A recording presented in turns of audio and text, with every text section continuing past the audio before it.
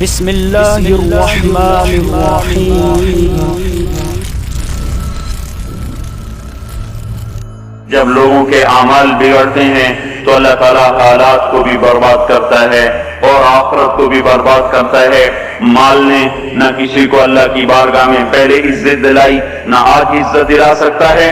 دنیا کے اقتدار نے نہ پہلے کسی کو کامیاب کیا، نہ آج کسی کو کامیاب کر سکتا ہے۔ یہ میرے بھائیوں آج کا دھوکہ ہے کہ ہم اپنی منشاہی پہ چل رہے ہیں اور ہمیں اللہ کے دستور کا پتہ نہیں ہے کہ اللہ تعالیٰ کن چیزوں سے راضی ہے، کن چیزوں سے ناراض ہے، کس پر اس کی پکڑ آتی ہے، کس پر وہ معاف کرتا ہے۔ اس لیے یہ ساری دنیا کے انسان انتہائی خطرے میں چل رہے ہیں کہ یہ وہ سارے اعمال جن پر اللہ تعالیٰ ناراض ہوتا ہے وہ پورے فیصل آباد میں ہیں، ہر محلے میں ہیں، ہر بازار میں ہیں، پورے پاکستان میں ہیں، پوری دنیا میں ہیں، پورے شبر اعظم میں پھیلی ہوئی انسانیت آج للکار رہی ہے اللہ کو۔ کبیرہ گناہوں کے ساتھ زمین کو بھر دیا ہے۔ ظہر الفساد فی البر والبحر بما کسبت ایدی الناس، اور اللہ اپنی سنت قرآن کے ذریعے سے بتاتا ہے کہ جب تم جیسی قوموں نے جب تمہارے جیسے اعمال اختیار کیے تو یہ سنو، ایک قوم تم سے پہلے آئی نوح علیہ السلام کی، جنہوں نے زمین کو کفر سے بھر دیا، الٹا میرے نبی سے کہنے لگے فاتنا بما تعدنا ان کنت من الصادقین، وہ عذاب لاؤ جس سے تم ہمیں ڈراتے تھے، اور وہ عذاب لاؤ جس کا تم نے وعدہ کیا ہوا ہے۔ پھر ہمارا وہ دن آیا ففتحنا ابواب السماء بماء منہمر وفجرنا الارض عیونا فالتقى الماء على امر قد قدر، آسمان کے دروازے کھولے، زمین کو چشمے بنا دیا۔ یہ نہیں کہا کہ زمین سے پانی نکال کا، فجرنا الارض عیونا، ہم نے پوری زمین کو چشمے بنا دیا، رونے سے پانی ابلنے لگا، اور آسمان سے پانی گرا، زمین سے پانی نکلا، اور ساری کائنات میں وہ پانی پھیلا۔ ایک تفسیر میں نے پڑھا کہ اللہ تعالیٰ کہ اگر اللہ تعالیٰ اس دن کسی پہ رحم کرتا تو ایک عورت پہ رحم کرتا جو بچے کو لے کے بھاگ رہی تھی کہ کوئی جائے پناہ ملے اور میں بچ جاؤں، اور وہ بھاگتے بھاگتے ایک اونچے پہاڑ پہ چڑھی، جس سے اونچا پہاڑ کوئی نہیں تھا، پیچھے سے پانی آیا، اس نے پہاڑ کو جو ڈبویا، پھر اس کے پاؤں پر چڑھا، پھر اس کے سینے پر آیا، جس نے بچے کو اوپر کر لیا، پھر اس کی گردن تک آیا تو اس نے بچے کو یوں اپنے سر سے اوپر کر لیا کہ شاید بچہ بچ جائے، پر پانی کی موج نے نہ بچے چھوڑے نہ بڑے چھوڑے، سب کو برابر کر دیا، یہاں تک کہ ان کے اپنے بیٹے کو اللہ تعالیٰ نے سامنے وحال بینہم الموج فکان من المغرقین، سامنے ہلاک کیا۔ 3 آدمی غار میں چھپ گئے اور اوپر پتھر رکھ لیا کہ یہاں تو پانی نہیں آئے گا، چاروں طرف جو پانی کا تماشا دیکھا، پر اندر بیٹھ گئے۔ تھوڑی دیر میں تینوں کو تیز پیشاب آیا اور بے قرار ہو کر پیشاب کرنے بیٹھے، اللہ نے پیشاب کو جاری کر دیا، اور وہ پیشاب کرتے کرتے کرتے اپنے ہی پیشاب میں غرق ہو کے مر گئے۔ جو کام قوم نوح کرتی تھی وہ کام آج ہو رہے ہیں، ساری دنیا میں ہو رہے ہیں۔ قوم عاد آئی بڑی طاقتور، یہاں تک کہ للکارنے لگے من اشد منا قوہ، کوئی ہے ہم سے بڑا طاقتور تو لاؤ نا، ہمیں کس سے ڈراتے ہو؟ ان نقول باللہ تراک بعض آلہتنا بسوء، ہمارے خداؤں نے تیری عقل خراب کر دی ہے، ہم سے تو بڑا کوئی طاقتور نہیں ہے۔ تو اللہ تعالیٰ نے فرمایا اولم یروا ان الذی خلقہم هو اشد منہم قوہ، اے ہودی نے بتاؤ جس نے تمہیں پیدا کیا ہے وہ تم سے زیادہ طاقتور ہے۔ تو جب اللہ تعالیٰ کی طرف سے وہ حجت پوری ہوئی اور اپنے تکبر میں بڑھتے رہے، نافرمانی میں بڑھتے رہے، تو اللہ نے عذاب کا دروازہ کھولا، قحط آ گیا، انسان ایسے بھوکے، اور وہ انسان ہماری طرف تو پھر 40 ہاتھ قد ہوتا تھا، 30 ہاتھ قد ہوتا تھا، 800 سال 900 سال عمر ہوتی تھی، نہ بوڑھے ہوتے تھے، نہ بیمار ہوتے تھے، نہ دانت ٹوٹے، نہ کمزور ہو، نہ نظر کمزور ہو، جوان تندرست توانا، صرف موت آتی تھی، اس کے علاوہ کچھ نہیں ہوتا تھا انہیں۔ اور ان کو بھوک بھی زیادہ، وہ اپنی ضرورتوں کا غلہ بھی کھا گئے، پھر جہاں حلال بھی کھا گئے، پھر کتے بھی کھا گئے، بلے بھی کھا گئے، چوہے بھی کھا گئے، جو چیز ہاتھ میں آئی سانپ بھی کھا گئے، ہر چیز کھا گئے، اور نہ بارش کا قطرہ گرا، نہ زمین کا دانہ پھوٹا، یہاں کے درخت توڑ توڑ کے ان کے پتے چبا گئے، کہہ تو دور نہ ہوا. تو پھر انہیں ایک وفد بھیجا, بیت اللہ بھیجا کہ ہمیں بارش دو. وہ جب مصیبت آتی تو اوپر والے کو پکارتے تھے, جب وہ کام کر دیتا تھا پھر سرکش ہو جاتے تھے, پھر انہیں پتھروں کو پوچھتے تھے. تو اللہ تعالیٰ نے 3 بادل سامنے کیے, آواز آئی ان میں سے ایک کا انتخاب کرو, ایک سفید, ایک سرخ, ایک کالا. تو آپس میں کہنے لگے سفید تو خالی ہوتا ہے, سرخ میں ہوا ہوتی ہے, کالے میں پانی ہوتا ہے. ان کا یہ پانی, یہ کالا چاہیے, یہ کالا چاہیے. تو آواز آئی پہنچے گا, یہ واپس پہنچے, ان کا بارش ہوگی. تو پھر جب ساری قوم کٹھی ہوئی تو اللہ نے وہ بادل بھیجا.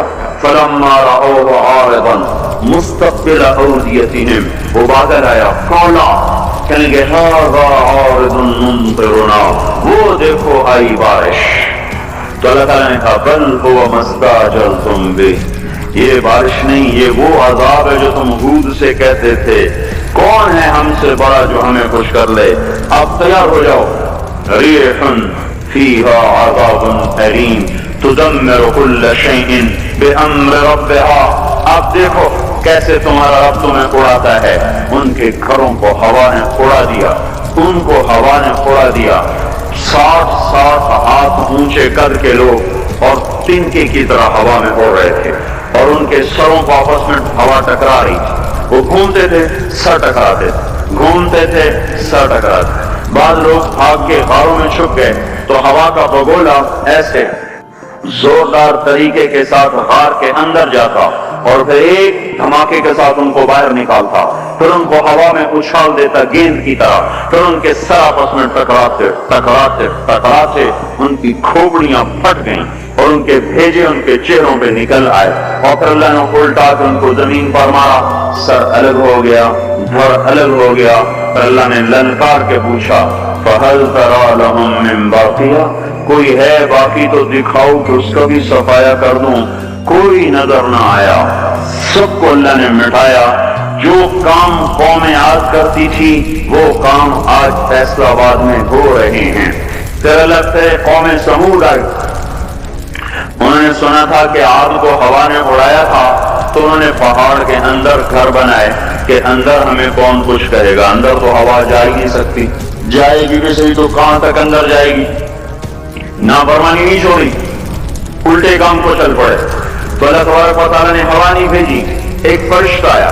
مکروا مکرن, انہوں نے مکر کیا. ومکرنا مکرن, ہم نے ان کے مکر کو توڑ دیا. فانظر کیف کان عاقبۃ مکرہم, آج ان کا انجام دیکھو. انا دمرناہم وقومہم اجمعین فتلک بیوتہم خاویۃ بما ظلموا ان فی ذلک لآیۃ لقوم یعلمون وانجینا الذین آمنوا وکانوا یتقون.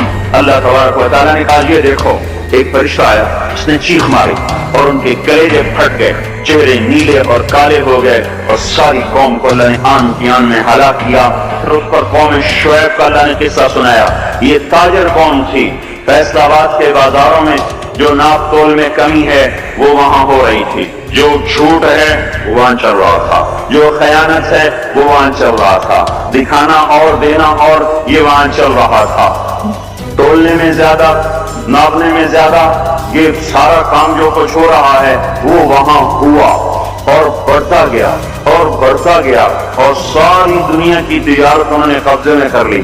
اور شعیب علیہ السلام نے کہا کہ بھائی اس سے باز آ جاؤ, اوفوا الکیل وزنوا بالقسطاس المستقیم, صحیح تولو, صحیح ناپو, ناپ تول میں کمی نہ کرو.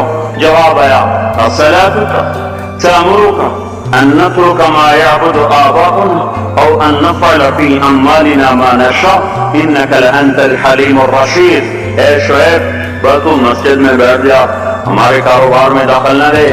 یہ تیری نمازیں ہمیں کہتی ہیں کہ ہم باپ دادے کا طریقہ چھوڑیں اور ہم اپنے کاروبار تیرے طریقے پر کریں تو ہم تو بھوکے ہو جائیں. اسی سے آپ کہیں کہ بھائی دیانت سے تجارت کرو, کہے گا مجھے تو بجلی کا بل بھی ادا نہیں ہوگا, میں روٹی کہاں سے کھاؤں. یہ میں نے ایک سے کہا تم ملاوٹ کیوں کرتے ہو, ایک تیل والے سے میں نے کہا تم ملاوٹ کیوں کرتے ہو, کہ اگر ملاوٹ کروں تو ایک ڈرم کے پیچھے 500 روپیہ بچتا ہے, اور خالص بیچوں تو 50 روپیہ بچتا ہے, تو 50 روپے سے میرا کیا ہوگا, سبزی گوشت بھی نہیں آتا, اور 5 روپے سے تو کتنا دن گزر جاتے ہیں. تو یہی کچھ قوم شعیب نے کہا کہ اصلاتک تأمرک ان نترک ما یعبد آباؤنا او ان نفعل فی اموالنا ما نشاء۔ میاں شعیب اپنے گھر بیٹھ جا، ہمیں تیری تبلیغ نہیں چاہیے، ہمیں اپنا کاروبار کرنے دے۔ یہی آج کے بازاروں کے مسلمان کہہ رہے ہیں کہ ہمیں یہ شریعت نہیں منظور، تو کاروبار کیسے ہوگا؟ جھوٹ نہ بولے تو کام کیسے چلے؟ خیانت نہ کرے تو کام کیسے چلے؟ ناپ تول میں کمی نہ ہو تو کام کیسے چلے؟ اور سودی کام نہ ہو تو کام کیسے چلے؟ بینک نہ ہو تو کام کیسے چلے؟ یہ سارے اعتراضات جو آج کے تاجر کرتے ہیں یا دکاندار کرتے ہیں، یہ سارے اعتراضات شعیب علیہ السلام کی قوم نے کیے کہ پھر کاروبار کیسے چلے گا، پھر منڈیاں کیسے چلیں گی، پھر تجارت کیسے چلے گی؟ تو ہم تو تجارت چلانے نہیں آئے، ہم تو اللہ کو راضی کرنے آئے ہیں۔ اللہ کو راضی کر تو تجارت ٹھپ ہو جائے تو ہو جائے، اور چل پڑے تو برکت، سبحان اللہ۔ ہم اس بات کے مکلف نہیں ہیں کہ ہم نے روٹی کھانی ہے اور بچوں کو کھلانی ہے، ہم اس بات کے مکلف ہیں کہ ہم نے اللہ کے حکم کے مطابق کمانا ہے اور اس کے مطابق کھلانا ہے۔ اس میں کچھ بچے گا کھلائیں گے، نہیں بچے گا صدقہ کریں گے، بچوں کو بھی کہیں گے تمہارا باپ تمہیں نہیں دے سکتا، میں تمہاری خاطر دوزخ کی آگ کو برداشت نہیں کر سکتا۔ اللہ کو راضی کرتے ہوئے سب کچھ قربان کرنے کا حکم ہے، یہ نہیں ہے کہ اپنی خواہش پہ حکم قربان ہو، ہمیں یہ حکم ہے کہ میرے حکم پر اپنی خواہش کو قربان کرو۔ اور شعیب نہ بنے ہمارے بازار، وہ مذاق اڑانے لگے، کاروبار کیسے ہوگا، بچوں کو کہاں سے کھلائیں گے، پھر بھوکے مر جائیں، اسکول کی فیسیں کہاں سے دیں؟ اس زمانے کے تو اسکول نہیں تھے نا، یہ آج کی بات کر رہا ہوں، پھر اسکول کی فیسیں کہاں سے دیں، پھر بجلی کے بل کہاں سے دیں؟ اگر سچ پر کمائیں اور دیانتداری سے کمائیں تو روٹی کہاں سے کھائیں؟ یہی شعیب علیہ السلام کی قوم کا جواب تھا۔ پھر کہاں سے کھائیں، پھر کہاں سے کمائیں؟ تو چپ کر کے اپنے نفل پڑھا کیا، اپنی اللہ کیا کر، ہمارے کاروبار میں دخل نہ کیا دیا کر۔ جیسے ہم نے آج اسلام کو کہا ہوا ہے، مسجد میں آئیں گے تجھے سلام کریں گے، نماز پڑھیں گے، جمعہ پڑھیں گے، پر تو ہمارے بازار میں نہ آنا، کہیں تو ہمیں جھوٹ سے روک دے، بددیانتی سے روک دے، سود سے روک دے، خیانت سے روک دے، تو ہماری تو تجارت ہی ٹھپ ہو جائے گی۔ تو اللہ تبارک و تعالیٰ نے اس قوم پہ 3 عذاب مارے۔ یہ پہلی کافر قومیں تھیں، ان پہ ایک ایک عذاب آیا۔ یہ کافر کے ساتھ بددیانت تھے، لوگوں کا حق بھی لوٹتے تھے، تو اللہ نے ان پہ 3 عذاب مارے۔ اخذتهم الرجفة زلزلہ، اخذ الذین ظلموا الصیحة چیخ، اخذهم عذاب یوم الظلہ بارش، کس چیز کی؟ انگاروں کی بارش۔ ہماری جماعت شعیب علیہ السلام کے قوم کے علاقے میں گئی ہے، وہ اتنا ٹھنڈا علاقہ ہے کہ جب ہم وہاں سے گزرے تو اتنی برف پڑی ہوئی تھی، اتنی، یعنی تقریباً 3 فٹ برف پڑی ہوئی تھی، ایسا ٹھنڈا علاقہ۔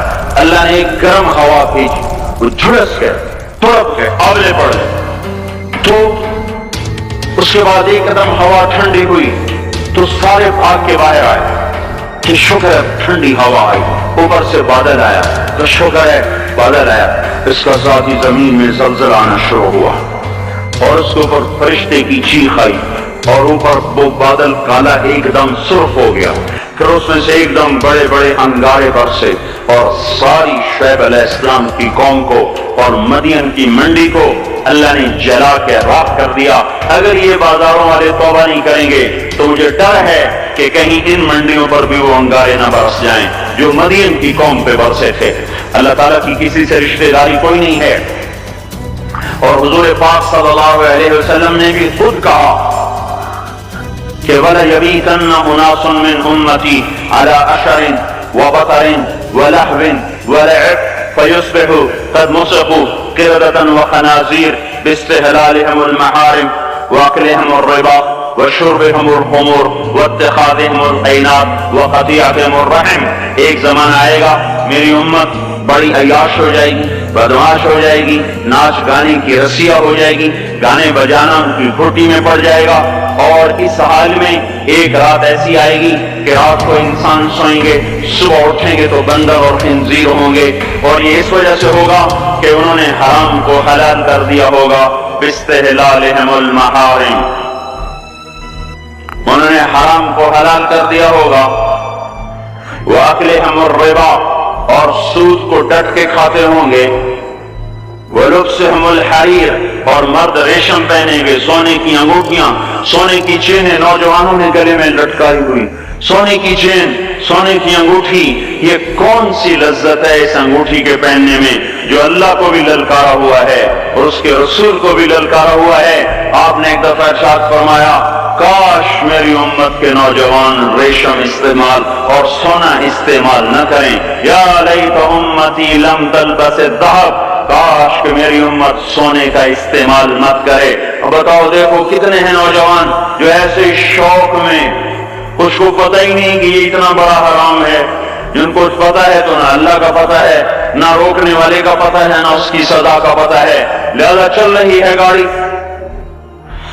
تو یہ کس پہ ہوگا کہ حرام کو حلال کر دیں گے، سود کو کھائیں گے، ریشم پہنیں گے، سونا پہنیں گے، شراب پیئیں گے اور گانے بجانے میں مست ہو جائیں گے، اور رشتے ناتوں کا لحاظ ختم ہو جائے گا، ماں باپ کی تمیز ختم ہو جائے گی، بھائی بہن کی تمیز ختم ہو جائے گی، بڑے چھوٹے کا وقار ختم ہو جائے گا۔ جب یہ ہوگا تو یہ بھی ہوگا کہ یہ بندر اور خنزیر بنا دیے جائیں۔